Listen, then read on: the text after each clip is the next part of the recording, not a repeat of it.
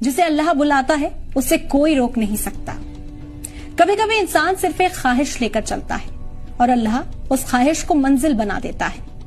کہتے ہیں نا کہ جو ہمارے نصیب میں ہوتا ہے وہ ہزاروں رکاوٹوں سے کچھ دیر کے لیے ٹل تو سکتا ہے لیکن آخر میں وہ ہمیں مل ہی جاتا ہے۔ اسی کی ایک جیتی جاگتی مثال سامنے آئی لیبیا سے۔ عامر المہدی منصور الغدافی جو حج کے لیے نکلے تھے لیکن ان کا نام غدافی ان کے راستے کی دیوار بن گیا۔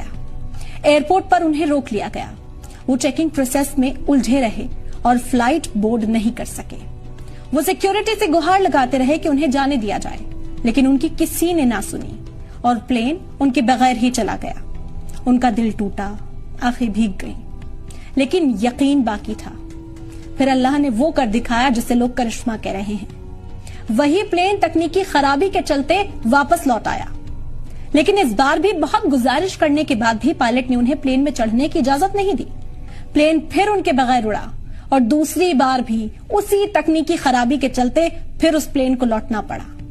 تو جب دوسری بار خرابی ہوئی تو کیپٹن نے ہی کہہ دیا کہ میں اب تب تک اڑان نہیں بھروں گا جب تک عامر ہمارے ساتھ نہ ہو۔ یہی ہوتا ہے نصیب، جب اللہ کچھ لکھ دیتا ہے تو پوری کائنات اسے پورا کرنے میں لگ جاتی ہے۔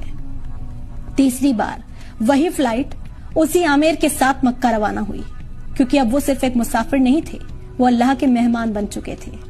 عامر نے بس اتنا کہا، اگر حج میرے مقدر میں لکھا ہے تو کوئی طاقت مجھے روک نہیں سکتی۔